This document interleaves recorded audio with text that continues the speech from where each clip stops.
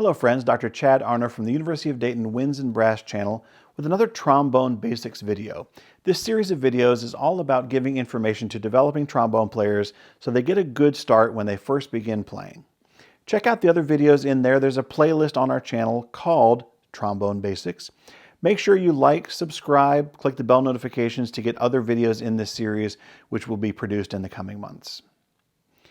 In previous installments, we looked at how to put the instrument together and how to hold it, as well as terminology for the various parts of the instrument. Today we're going to start the kind of things that lead to playing the instrument. We're going to start with breathing and we're going to start with buzzing.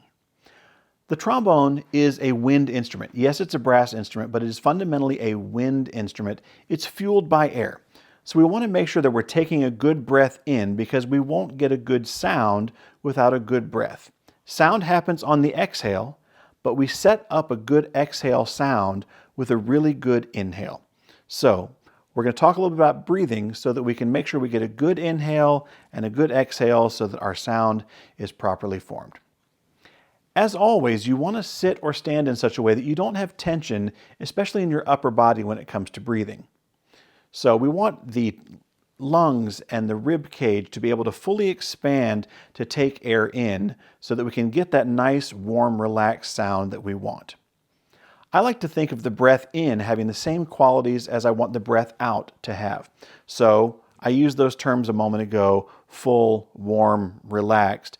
I want my breath in to have that so that my breath out will have those same characteristics. So a good breath in should have the same characteristics as we want on our sound on the way out. So with a nice relaxed posture, not leaning to one side or the other, not scrunching down, but nice and upright and relaxed, we want to just practice taking some good breaths in with that idea of full, warm, relaxed breathing. So we'll simply take the air in and blow it back out like this.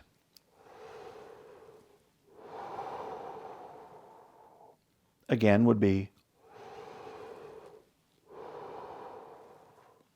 We don't want sounds that indicate tension like, that's a lot of tension in the throat, and that indicates that we are not going to have a warm, relaxed breath in or out. We're going to have a lot of tension, which will affect the sound and make the playing experience much less pleasant.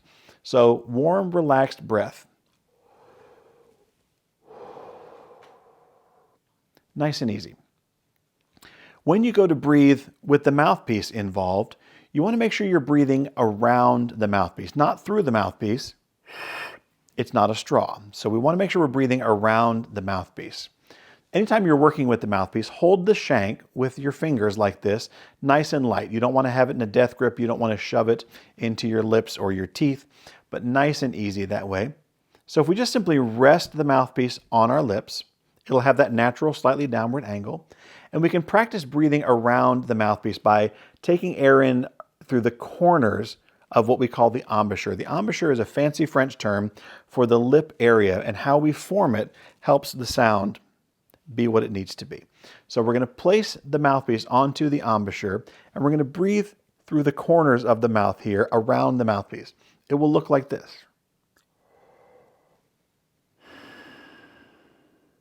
You can see there's a space here and here where the air can go in.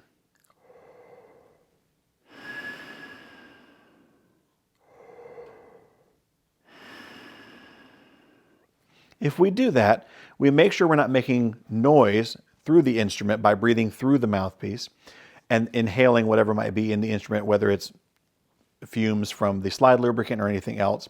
But it's also quieter and gets more air in. So that's the way we want to breathe, around the mouthpiece.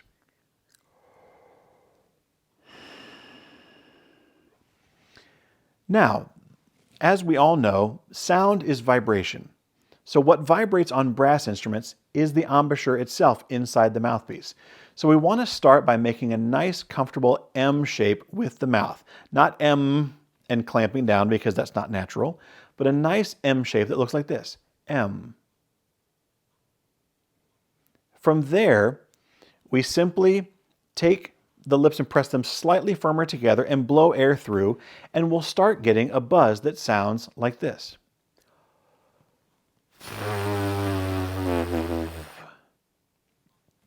Not a very pleasant sound yet, but something we can work with. If we make it even firmer, we get a buzz that sounds more like when we play.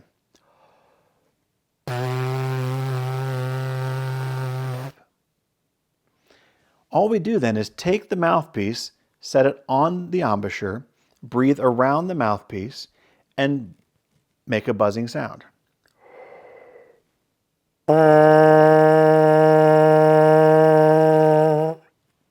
Nice and easy. Generally speaking, after we take a breath and start playing, we want to use a T sound to start the note. The syllable that people like to think of could be ta, that's very common, or to. I like a nice round tu. Either way, you're looking at a nice round vowel shape that keeps the mouth in the position it needs to be in, so we don't get a thin, weak sound, but we get a nice round, full sound that matches that breath that we just took in. So we'd breathe in and we'd breathe out saying ta or tu, and the lips vibrate and we get a nice beginning of the note and we get a nice tone coming out. So here's how that sounds.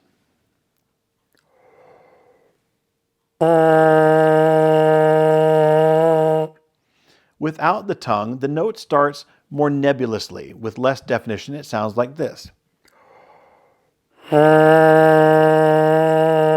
And is less helpful. We don't want to use a pa sound. We want to use ta or tu or to, always a T sound to get a nice clear beginning to the note.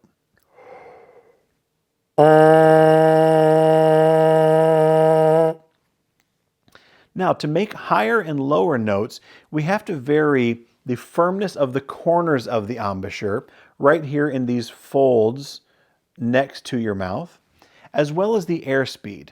So as we go higher, we need faster air and firmer corners. As we go lower, we need looser corners and lower airspeed. To do that, we simply, again, firm up and change the airspeed one direction or the other. We can practice that by placing the mouthpiece on our lips like we just did, but then making some silly siren sounds, just trying to vary the firmness of the corners and the airspeed and see if we can make that pitch rise and fall, like this.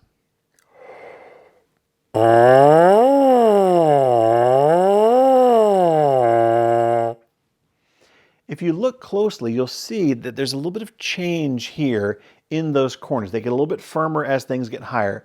We'll see that here.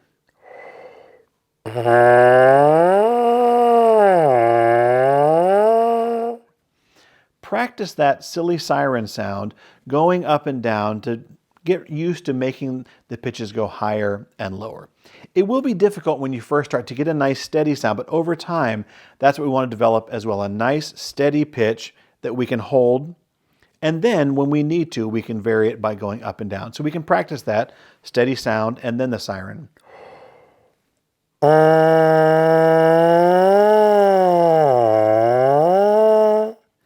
Etc.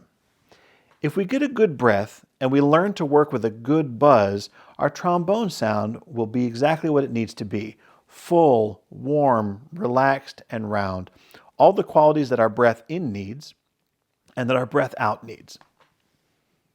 So, start this way and you'll have a great start to your playing.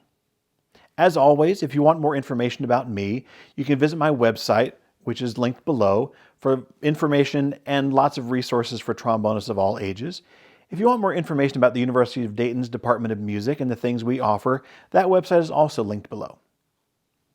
Till next time, thanks.